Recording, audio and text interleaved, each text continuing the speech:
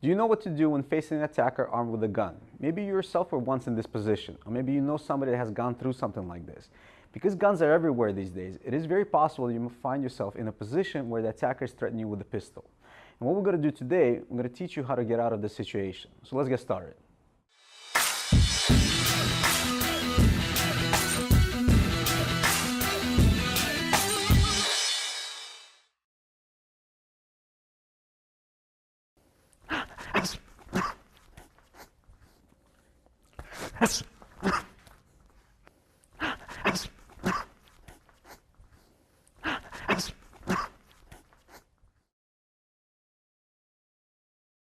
Hey guys, I have Eric here with me.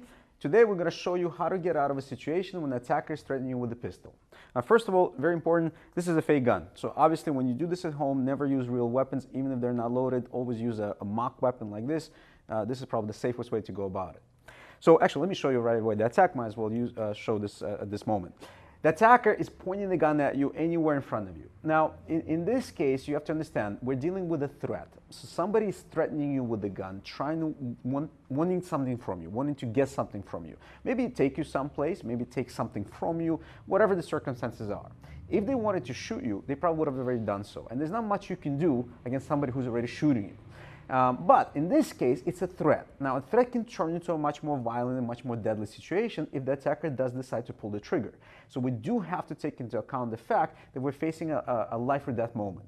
So there's a lot of things here that we need to consider, a lot of things that we need to break down, and that's what I'm going to show you today. First action is like this. When the gun is on me, you have to first understand what the attacker wants. So what do you want? If he wants my money, for example, maybe sometimes giving him my wallet and complying and moving away is the best solution.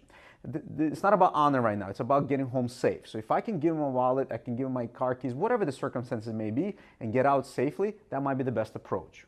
However, sometimes that's not anymore an option. Now why? Maybe they want to take you someplace, maybe they already fired they pulled the trigger and fired the shot on somebody else. Whatever the circumstances are, now you feel like you need to defend yourself, and that's what we're addressing today. So what are the concepts here? Let me show you again a couple of times, and then we'll break it down.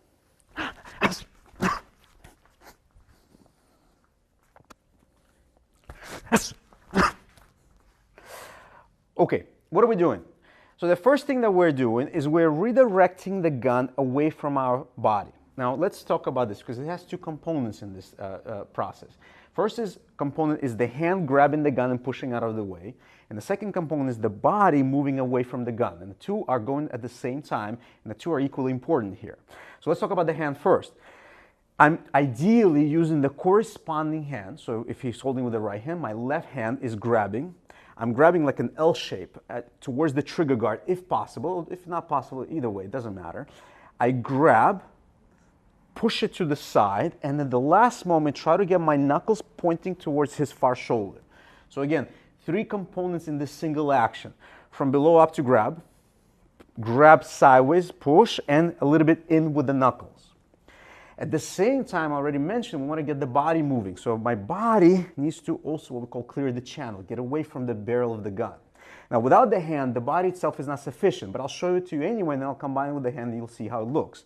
So what I'm doing here is my left shoulder, defending shoulder, goes forward and down. So what I'm doing is I'm creating a line where the gun is no longer facing me. So basically blading my body. My opposite shoulder is going back and up, forward shoulder, forward and down. So again, from here, this is the motion. If we combine it with the hand defense, this is the action.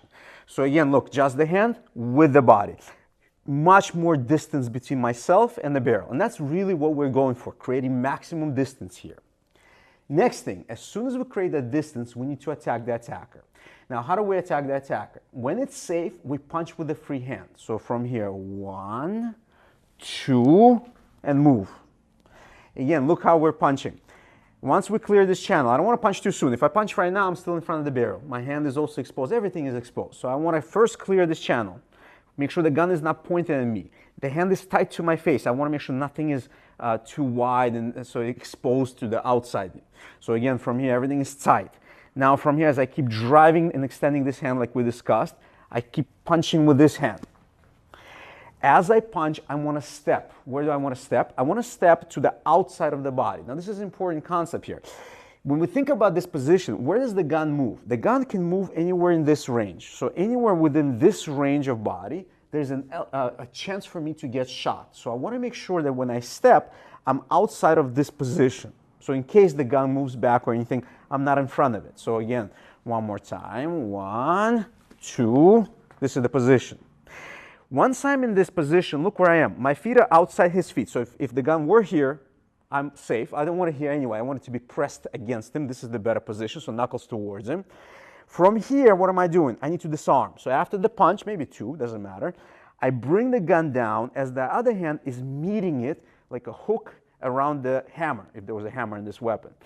Here, I want to turn the gun so that I'm looking at the top of the magazine with the barrel pointed away from me. And now comes the disarm. The disarm is I take a big step back and I pull the gun actively towards my far hip. And here, if I need to attack again, I definitely can attack again, make the gun operational, not make it operational, whatever I want to do here, it's up to me. This is all optional now.